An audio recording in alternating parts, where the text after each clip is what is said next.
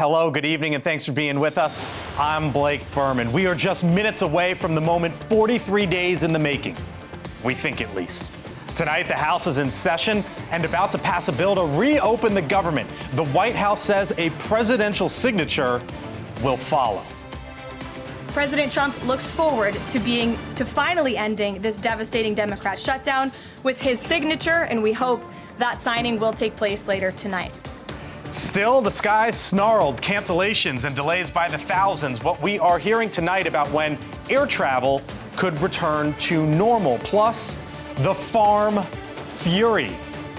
Out of nowhere, seemingly, why was the hemp industry specifically targeted in this government funding bill? Tonight, why hemp farmers say it means their industry could go up in smoke. And the Democratic drop. 3 Epstein emails mentioning Trump by name. How President Trump is responding to the latest Epstein questions. And why he's working the phones now ahead of another House vote. But first tonight, back on the job as the government is likely about to be back open. The finale of the longest ever government shutdown in the history of this country, likely just minutes away. From a stalemate to shouting to now finally 43 days later, a solution. But not all are satisfied. A straight party line vote, or pretty close to it, is expected tonight, as Republicans say none of this should have ever started.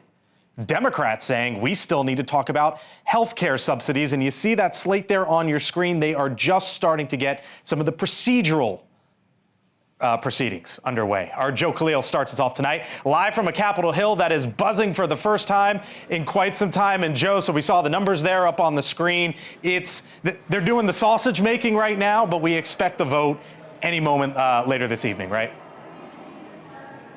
Yeah, we're thinking 7:30, 7:45 is ultimately going to be the final vote. Right now, they're going through a procedural vote that gets you there eventually. And the expectation, Blake, based on everyone with whom you've spoken today, is that this is going to pass. Republican leadership feels pretty confident. Now, that's not to say this is going to be a party line vote. There very well may be a couple of Democrats that vote for this bill that reopens the government, this CR. Maybe some Republicans that vote against it. It may be a tight vote, but ultimately, again, every Republican leadership source we've talked to, they feel like they are on their way there. We try to talk to a lot of moderates today, really on both sides of the aisle, to see where they are. I want to play 2 sound bites that we got. One is from Democrat Susie Lee from Nevada. Remember, it's a state where both senators are Democrats who voted for this in the Senate. And then Congressman Don Bacon, a more moderate Republican from Nebraska. Both of them entrenched in really what their parties feel right now. Democrats still very upset, frustrated that those subsidies for the ACA are nowhere in this bill. And on the other side, Republicans frustrated. They tell me that this shutdown lasted as long as it did. Take a listen here. I think the senators recognize that you can't negotiate with someone who does not want to negotiate. So I will be voting no on this continuing resolution. It bothers me that Hakeem Jeffries is whipping a no vote today. He wants all the Democrats to vote no, hoping that the shutdown continues. Now, Blake, if everything goes according to plan, again, the longest shutdown in history will end tonight. But the health care issue and the subsidy issue, that is not going anywhere. We talked to several Republicans today that have some ideas about how to work with Democrats on that potentially. So that's something we'll certainly be following in the days and weeks ahead. Our Joe K, live tonight up in the Capitol hallways. Joe, thank you. Now, if the House passes this spending bill, the White House says President Trump is ready to sign it. Normally, it's a process that takes quite some time to get a bill from Capitol Hill over to the White House, but the White House says he'd sign it tonight. And that would officially end the longest shutdown in U.S. history, 43 days. Republicans today taking a victory lap while Democrats voice their opposition. We believe the long national nightmare will be over tonight. It was completely and utterly foolish and pointless in the end, as we said all along. House Democrats are strongly opposed to this partisan Republican spending bill that continues to gut the health care of the American people. Over the course of the past 43 days, 650,000 federal workers have been furloughed without pay. Another 600,000 or so forced to work without pay. Over 5 million travelers and counting have had their flights impacted because of the shortage of air traffic controllers. They're calling out sick, right? They say they can't, in many cases, make it to work because they need to find a way to provide for their families elsewhere. A potential $11 billion in economic activity likely lost as well. That's according to an estimate by the Congressional Budget Office. And then, of course, there's the SNAP benefits, right? Food stamps, otherwise, as they're known, also disrupted. More than 40 million Americans rely on that program. Now, consider this for a moment. As we've been talking about this for 43 days now, if the bill passes, which we expect, it will fund the government into next year through January, but not very far. And most agencies only funded through the end of January, a handful funded through September. Those deadlines mean it won't be long, possibly, before we are looking at another showdown. Joining us live tonight here on the Hill, he is the chairman of the House Armed Services Committee, a Democrat from the state of Washington. Adam Smith with us tonight. Congressman, I know you got to run for your vote. I appreciate you taking the time, so let's get right into it. You are, I believe, voting against this. Why? And how do you square sort of all the pain that's happened over the last 43 days? Well, because the health care benefits matter, and the pain is still coming and still ongoing around health care, certainly, but other issues as well. Health care, the Affordable Care Tax credits are going away. People are going to see their health care go up. Millions are going to lose their health care insurance. There's a lot of pain in that, something the Republicans have absolutely refused to address. Second, Donald Trump and the House Republicans, they worked to inflict the maximum amount of pain on people instead of trying to help Americans. You mentioned the SNAP benefits. There's $8 billion set aside to pay SNAP benefits. Donald Trump has blocked those payments. They tried to harm the American people. The programs that Donald Trump has canceled, appropriations bills, we had to try to stand up and fight back for those things. That is pain, too. You mentioned the federal workers affected. Trump's fired hundreds of thousands of them before the shutdown happened. That's what Democrats were fighting for and what we are still going to fight for. You are, as I mentioned, from Washington State. Your district is Boeing, includes a big portion of Boeing, the second biggest employer in Washington State behind Amazon. And on their conference call, Congressman, they talked about the government staying shut down as a risk. And so I wonder how you square one of the biggest businesses in your backyard saying, if this is shut down, it's a risk, and again, you voting no. Yeah, well, keep understanding something here. I do not for a second disagree that having the government shut down is problematic. I do. I wish Mike Johnson and the Republicans in Congress and the president would address the legitimate issues that we have raised. Instead, Mike Johnson dissolved the United States House of Representatives for 7 weeks. Sent us home, won't even doing our job. Those health care impacts are real. We want them addressed. The Republicans wanted our vote for their budget, and we're completely unbending and making any changes to that. So if you want them addressed, what happens? Shutdown matters. Yeah. So if you want them addressed, what happens if we get to January 30th and we're still in the same place? Well, we got 2 months to negotiate. We'll be in a difficult spot, though, as you mentioned, this bill has 3 appropriations bills in it. I know there are plans to pass some of the other appropriations bills, so there'll be less of the government impacted. And do keep in mind, over 70% of the government is funded, even during these shutdowns. This is the discretionary portion of the budget that is in conflict, which is incredibly important. But you'll see a significant portion of the government funded by then. And I hope and will continue to push for these other issues, crucially health care, to be addressed. You are, as I mentioned, the ranking member on the House Armed Services Committee, the top Democrat, one of the leaders, of course, within the Democratic Party. You made some news last year, Congressman, at the time when you called on President Biden to drop out of the race, right? You chair a committee, and at the time you did that, it made some headlines. I bring it up because there's now a question about Chuck Schumer's future and whether he should be the leader of Democrats in the Senate. I know you're in the House, but he's the minority leader in the Senate. Do you believe he's fit to lead, should lead, rather, Democrats in the Senate? Or do you think his time is up? Well, first, the presidential thing is entirely different. And I think Chuck Schumer certainly he's fit to lead. There's no problem with his health. There's no doubt about that. I wasn't suggesting he acts that. clearly. He's still got the energy. So that makes a big difference. And second of all, Joe Biden was going to be the guy who was going to stand up and try to beat Donald Trump.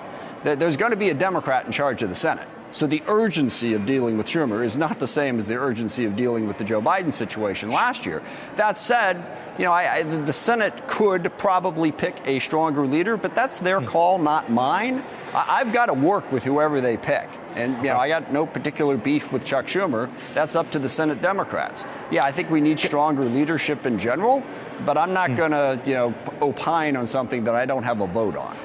I know, speaking of votes, I know you got to run because you got to vote on this one, and I do thank you for the time. Adam Smith, ranking member of the House Armed Services Committee, with us tonight. Thank you, sir. We'll talk again soon. Joining me now, of course, Chris Stirewalt, host of the Hill Sunday, senior fellow at the American Enterprise Institute. Professor, this is a big vote, 43 days in the making. I thought it was interesting there that Adam Smith essentially said, yeah, we might have to do this over again, deal with this again come January 30th, because the clock's ticking on this, and Democrats didn't get what they wanted. Well, they didn't get what they wanted in terms of policy, but think of it this way. The messaging they got. Well, if Democrats had gotten what they now say they want, people critical of Chuck Schumer say that what they wanted was just this Obamacare subsidy extension. What did they start out asking for, right? They asked for the sun and the moon. They wanted the full repeal of the big, beautiful bill and the cuts that were in it. They asked for a bunch of sassafras that was never going to happen. Over time, they settled on this. Well, what we really wanted all along were these subsidies to support the payments on Obamacare. That's fine, but you couldn't keep the government shut down forever, and certainly by January. Republicans are going to really not like where they are on the issue of health care with You think voters. so? Oh, my God. So they're going to have to deal with it at some point. They already know they're in a bad position with voters. And the reason that you're starting to see Bill Cassidy and other Republicans, Rick Scott, Roger Marshall, are coming forward and saying, hey, we better have a health care plan. Remember, the single biggest failure of imagination that I can think of in the past decade of politics was Republicans demanded a repeal of Obamacare for all those years and never had a replacement for it. John McCain sort of saved them with the thumbs down because they didn't have anything to put in its place. If they want to remediate this terrible deficiency they have with the electorate, they better act. As the man said, the end is near. Look busy. Chris Stirewalt, catch you later in the show as we continue to keep our eyes there on the House floor. This is the sausage-making stuff. You see, I love sausage. You love sausage. What about the political sausage making? Sure. We keep our eyes on the House floor. Chris, thank you. Still to come here on the Hill. What does a possible end to the shutdown mean for air travelers?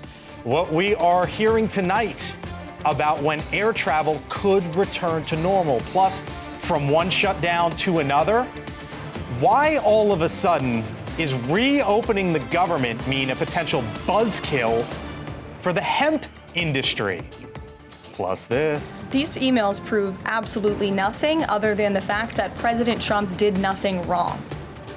The White House fires back after House Democrats released new Jeffrey Epstein emails that alleged Trump, quote, knew about the girls. What the president is saying tonight. I thank you for being with us here on the Hill. It is a busy evening in this town. A big vote. We are all over it. 4 minutes on the other side of the break. 6:18 here on the East Coast. A live look there on the House floor just behind us as the House right now is voting to end the government shutdown. What you're looking at right now is the procedural vote. And as we show you this on your screen, here's what I want you to take note of. You see where it says Democrats, and there's no Democrats voting for this. What to watch for here is whether or not, and this is, again, the vote to tee up the big one, whether or not any Democrats will actually vote for either of these two votes. If so, that would be big news, potentially meaning some Democrats crossing the aisle. But with this vote also comes an 11th hour provision that could devastate the hemp industry. That's right, the hemp industry. The $30 billion industry makes THC-infused products. Everything from gummies like Delta 8 to THC-infused drinks, topicals as well, used for joint and muscle relief. In Texas, the lieutenant governor there, Dan Patrick, celebrating the move, writing in part, quote, this ban will save a generation from getting hooked on dangerous drugs. But it also could be devastating to his state, which is among the leading hemp producers in the country. And it's well beyond Texas as well. In states all over this country, as you can see, the hemp industry, well, they fear that the new language could mean an end to their business. Joining me now, Stacey McCaskill. She runs Hempstock Farms in Woodstock, Illinois. Carol Moss is an attorney representing the hemp industry. Carol, Stacey, thanks for being with us tonight. Stacey, let me start with you because you have that farm there northwest of Chicago, just south of Wisconsin. This language on hemp all of a sudden made its way into the spending bill. Are you going to go out of business? Absolutely. You said that it could destroy the hemp industry. It will absolutely destroy the hemp industry.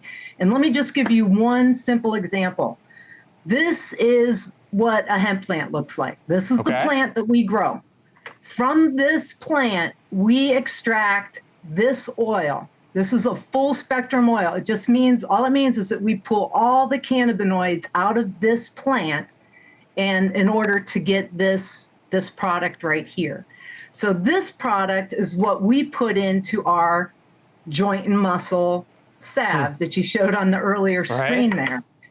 The naturally occurring cannabinoids that are in this oil, THC is in there naturally. So but they don't want it above a certain level though, right? And that's the issue.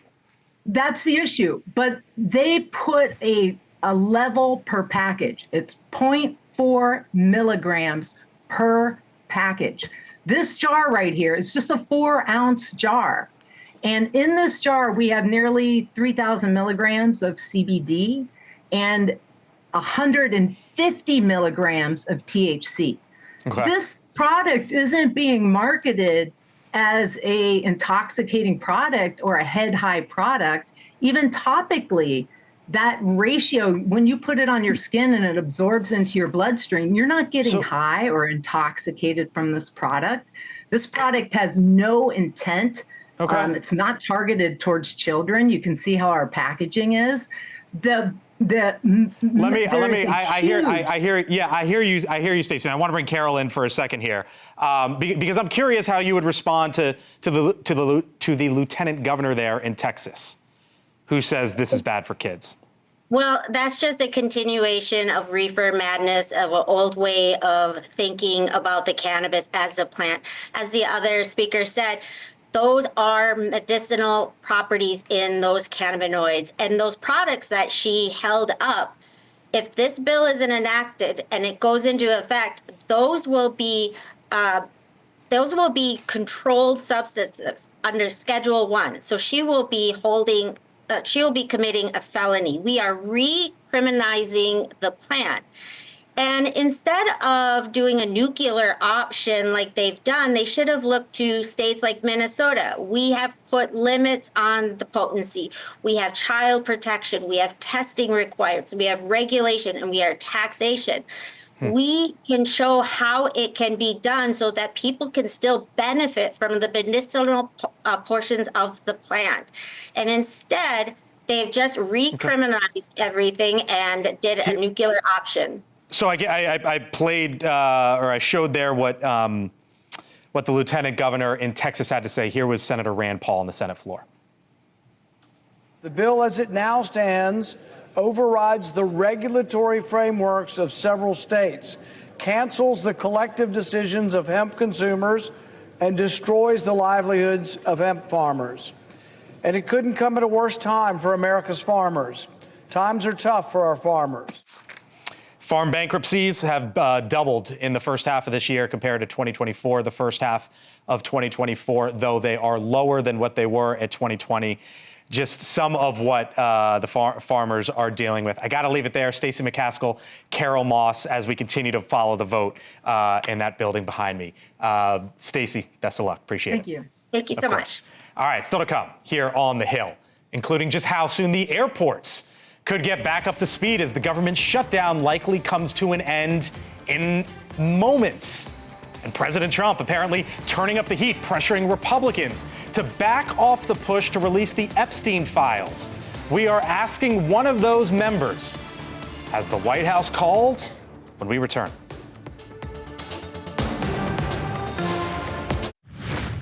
All right, 6:30 here on the East Coast and in this town tonight. Live look at the House floor where lawmakers are on the cusp of ending the longest government shutdown in the history of this country. Lawmakers going through some procedural votes, just wrap that up. And then debate on the final bill is beginning, the vote happening soon. Bottom line, coming right now. Fastball down the middle, should be happening in the next 30 minutes or so. It will then, when it passes, we believe, head to the White House, where President Trump, the White House at least, says he will sign it tonight. That signature would reopen the government through January.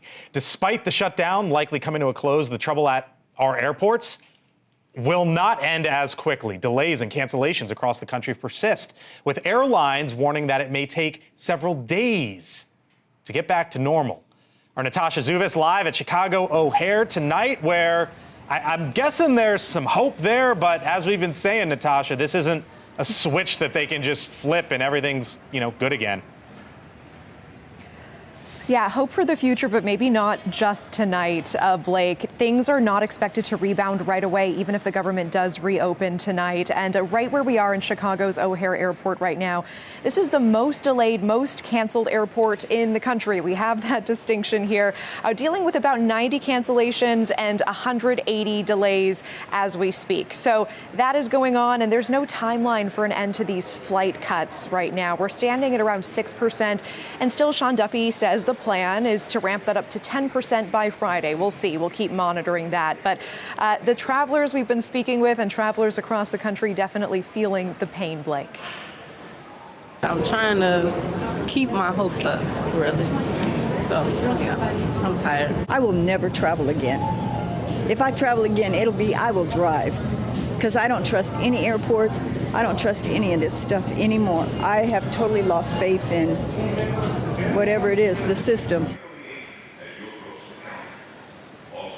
So here are the latest numbers. More than 7,500 flights have been canceled. More than 25,000 have been delayed so far. More than 5 million passengers have been impacted, and that number is still growing. Now, the good news, flight cancellations have eased up day over day. We wanted to show you this graph to show the progress. We are at almost 900 canceled today, but compare that with the more than 1,200 yesterday. Secretary Duffy says this is because more air traffic controllers are finally coming back to work as there is news of the shutdown coming to an end. But Blake, many of them retired in all of this. Many of them left the industry. We're being told there are around 2,000 vacant positions for these air traffic controllers, and we're going to feel the downstream effects of that regardless of whether the government opens back up tonight.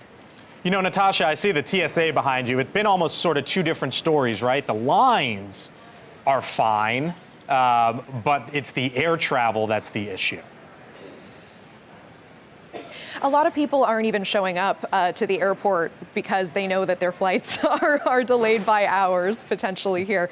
So a bit of a misleading picture potentially behind us right now. It's not necessarily the lines. It's all the people you can't see who are checking on their phones like they're supposed to and saying, I'm 3 hours delayed. All right. Natasha Zuvis live tonight there at O'Hare for us. Natasha, thank you. Now, while the House is back in town for a vote on ending the shutdown, the other big news today has been Jeffrey Epstein. Democrats on the House Oversight Committee releasing 3 emails today in which Epstein in those emails mentions President Trump. For example, in one exchange between Epstein and Ghislaine Maxwell in 2011, Epstein calls Trump, quote, the dog that hasn't barked, and says Trump spent hours with one of the victims, but has never once been mentioned. Maxwell replies, I've been thinking about that, she says. President Trump called the move nothing more than a distraction, writing on Truth Social. In his words, quote, the Democrats are using the Jeffrey Epstein hoax to try to deflect from their massive failures, in particular, the most recent one, the shutdown. All this picking up today as the Democratic Congresswoman Adelita Grijalva was sworn into office. She became the last vote needed to force a full House vote that calls for the administration to release the Epstein files. But tonight, we are learning that President Trump and other administration officials are reaching out to Republicans who are signing on to that effort to try to get them to back off. One of the Republicans who is being watched closely in all of this is Kevin Kiley. He is from the state of California, with us tonight here on the Hill. Congressman, thanks for being with us. It looks like this discharge petition is going to go through, which means there would be a vote probably in early December. How are you going to vote? I'm very inclined to support it when it comes to the floor. I've said all along on this issue, I'm for as much transparency as possible, consistent with protecting the rights of victims. And, you know, I think that the victims and the American people deserve answers. What if the White House were to call you and try to persuade you? Does Donald Trump's call matter at this point? We're hearing today that he's calling some Republicans to try to get them to back off the petition. Oh, I think the petition is a done deal because it got to 218 signatures. And so, yeah, when it comes to my vote, my only considerations will be, bringing as much transparency as possible while protecting the rights of victims. That's why I'm inclined to support it. Here was Caroline Leavitt today, and then we'll take it up on the other side. These emails prove absolutely nothing other than the fact that President Trump did nothing wrong. This is truly a manufactured hoax by the Democrat Party. For now, they're talking about it all of a sudden because President Trump is in the Oval Office. If the president has nothing to hide here, Congressman, why do you think he's been picking up the phone and making phone calls today? I really don't know. I think that, there have been concerns raised about, okay, are we going to have sufficient protections there for the rights of victims, which, and it's an incredibly sensitive issue, of course. And so I do think it needs to be approached with great care, but that ultimately we want to have transparency here and people can form their own opinions once, the documents are out there to the extent possible. The Democrats on the House Oversight Committee today released those three emails, all of them with Trump's name on it. They released it the day that the government opens back up. Do you believe that they are doing this investigation in good faith, in the name of transparency, or do you believe that they are doing it to get Trump? Honestly, I haven't looked at the documents. I think there were like thousands of documents that came forward from the Oversight Committee's investigation. From the Republicans, yeah. I think that's right, yeah. And I don't know I think those three were part of that. But in any case, I think that's good that investigation is going forward. And then, the bill that we could vote on in December may provide for more documents as well. Again, I think we probably don't want to treat this in the kind of hyper-political way it's been treated, or, in the sense that there's such sensitivities here and people who are really, really harmed and experience such horror and trauma. So I just think we want to kind of keep that in mind as we address this issue to make sure we're approaching it in a deliberative and serious way while making sure that we get to the truth. Congressman, you're about to take this vote, so I appreciate the time you stopping by. Let me leave you with this. Do you know of any Democrats who are going to vote for the government to reopen? Any of your Democratic colleagues that you've heard? I think there probably will be a few. Obviously, there were, 8 over in the Senate. And so I think that's good. It's a modicum of bipartisanship. I was against this shutdown from the beginning, but I also was against the House of Representatives deciding to keep itself out of session and cancel session for 6 consecutive weeks. So to be perfectly honest with you, Blake, I'm not sure that either party comes out of this mess looking great. But at the very least, I'm happy and relieved that the mess is over. And I know that all the air traffic controllers and the furloughed workers and the distressed travelers and all of the other people, the SNAP beneficiaries who have been suffering because of this shutdown, are going to be relieved as well when this passes in just a couple hours. Kevin Kiley, Republican, California. Thank you, sir. Catch you around soon. Still to come here on the Hill. A vote soon to end the longest shutdown ever. So what lessons will Congress take away from this? Are there any? And Gavin Newsom, a possible 2028 presidential candidate for the Democrats, is he sending the right message by going to Brazil? What was he there for? Dan Cannonen, Ronna McDaniel, Chris Steyerwalt. Join me next.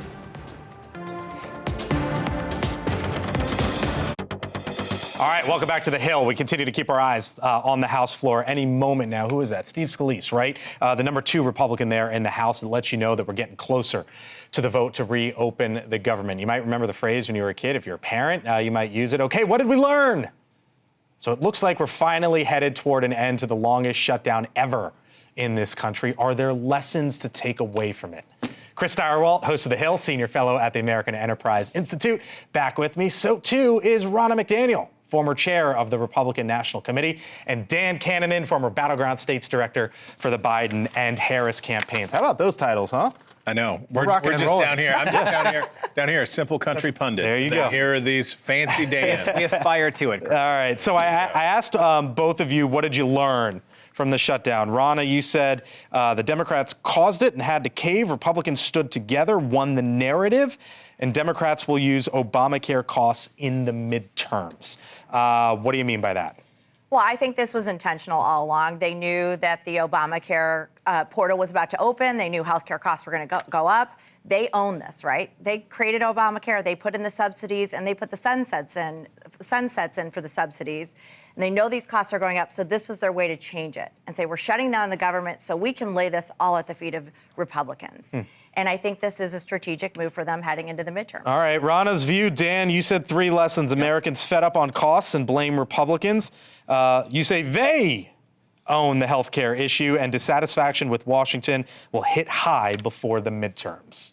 Yeah, I think people are not going to enjoy running from Washington as a platform in 2026 or 2028, I would say. But the point I'd make to argue with my friend Ronna on who owns healthcare costs, I remember when John McCain did the thumbs down and we were talking about repeal and replace, and there's been no Republican healthcare plan. And I remember when there were a sunset on the tax credits that largely went to billionaires and multimillionaires in this country, but Republicans crawled over broken glass to extend those this spring and wouldn't engage on healthcare, and Democrats rang the bell again and again and again. And there's one party that ran last cycle successfully on lowering costs.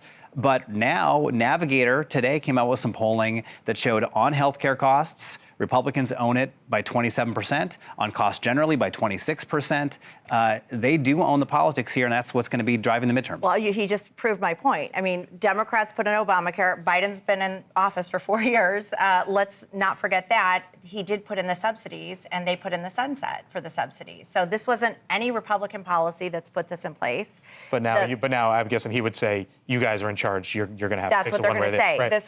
This was their framing. This is a Democrat policy. Yes, we do need to fix it. But shutting down the government did nothing to fix it. It just hurt millions of Americans. There are 2 policies expiring this year, one on tax cuts and one on healthcare subsidies. The tax cuts were the priority for Republicans. Fixing healthcare costs, priority for Democrats. They teed you up, right? Because you say that this is going to be the issue. This is coming. Well, I mean, for sure. But it's not just health insurance and the cost of health insurance. This is the issue Democrats like because it's the issue that they consistently beat Republicans on. But it is going to be quality of life, cost of living. I keep pointing people back to the survey that our partners at DDHQ did for us, where 40% of Republicans said that they were worse off financially than they were a year ago. If Republicans are in power and people do not feel like their financial lives are getting better, Republicans will lose. 51% of Republicans said that they had to make a financial sacrifice in the past year. It's the numbers tell the story there. All right, so there's going to be a question, right, about Chuck Schumer and his future. I spoke with Adam Smith, the ranking member on the House Armed Services Committee, one of the top Democrats in this town. He said this. The Senate could probably pick a stronger leader, but that's their call, not mine. I've got to work with whoever they pick. Where's that conversation going to go with Democrats? Well, the job of a Senate party leader is to suffer. You are there to be a shock absorber. You are there to take the blame. You are there to shield your members. And it's fun for Gavin Newsom. It's fun for all the people who don't have any fat in the fire to attack Chuck Schumer. But Chuck Schumer, it's the sin eater concept that you're there to take the abuse for the other people for doing the things that eventually have to be done. I don't think Chuck Schumer was a likely presidential contender in 28. He's mostly scar tissue by this point anyway. But now he might be primaried from his own party. I mean, his party does not like him, and he's looking at a party that wants to remove him as a senator altogether. That's what they said about Mitch McConnell. Look, there's a turn-the-page moment coming from for politicians of all stripes in the next few years. I think there's a youth movement that's bubbling up. But I think, Chris, you're right. I don't recall any campaign in the last 20 years being about the minority leader in the Senate as the driving force. Who would replace him? Do you think it's even worth talking about this or no? Well, look, the question for Democrats in the United States Senate is, can they recruit the candidate? They have a tough map next year. Can they don't need to worry about who's going to replace Chuck Schumer. Okay. They have to worry about who is going to be running in Texas. They need to worry about who is going to be running in Iowa. They need to focus on those states. So candidate recruitment and finding people that match the markets where they have to run, that's what they have to be focused on, not who is the goat that gets the beating after they do things in the Senate. Yep. Meantime, the California governor, Gavin Newsom, in Brazil just the other day, you heard that right, slamming President Trump while pushing climate change. California has two things: a reliable partner in relationship to this space. I cannot say that for the United States of America, particularly as it relates to the current occupant in the White House. Dan, you just ran 2 presidential campaigns. Yep.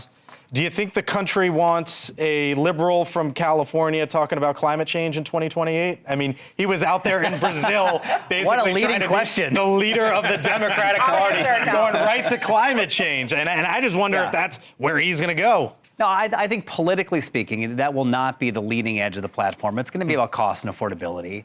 But I think you saw this in 2017 and 2018 when Trump pulled out of Paris. Mike Bloomberg went to Europe, with a bunch of mayors and said, look, if the federal government's not going to do it, we're going to partner with you. And that was good economics to do that. There was an economic case to drive those industries. He's leading the 5th biggest economy in the world, and there's a big solar and wind industry there that he wants to support. How'd that work out for Mike Bloomberg, right? Well, listen, if we had a little better debate prep, we'd be okay. All right. Guam. Yeah, listen, I think this is a losing issue for Democrats. We saw Lisa Slotkin in Michigan when she was running for Senate run away from EVs. But I agree with Chris. Affordability is an issue, and utility costs are an issue. In Michigan alone, Gretchen Whitmer passed this Green New Deal. And since she did that, utility costs have gone up 9 times in Michigan from her appointed board. Just this month, 7 million Michiganders are going to see a 10% rate increase on their electric bills. This is what's come from Democrat policies, and affordability is an issue. I would note in Georgia, they also just threw the Republicans out there on the electric commission. So it's an issue that, we're seeing in all these states. We talk about the future of the Democratic Party and the leaders. I don't know, it just caught my attention, Chris, that he's there in Brazil talking about climate change. Will Democrats be frightened enough of a potential win by the Republicans in 2028 to take, and I say this with affection for sellouts, a sellout, right? So the appealing part of Gavin Newsom is that he's slick. He'll say what he needs to say. He changes his positions. You want him to be far left, he'll be far left. You want him to be moderate, he's moderate. His oleaginous-ness is his selling point. That's what he's offering you. And if Democrats are afraid of J.D. Vance or whomever the Republicans nominate as a credible threat to win, then they'll say, I'll take a corporate guy with nice hair. No offense to guys with nice hair. But they'll take it. If they're not worried about the Republicans, they'll take AOC. All right, that was fascinating. Former Battleground States Director, Biden-Harris campaigns, former chair of the RNC. Look at us. I know, we're nothing. And Chris. All right, appreciate it, guys. Thanks so much. All right, still to come. Other side of the break. The House, of course, just minutes away from voting on a deal to end the shutdown, the past 43 days. I'm going to show you the numbers, what it's cost the country as our coverage continues here on News Nation.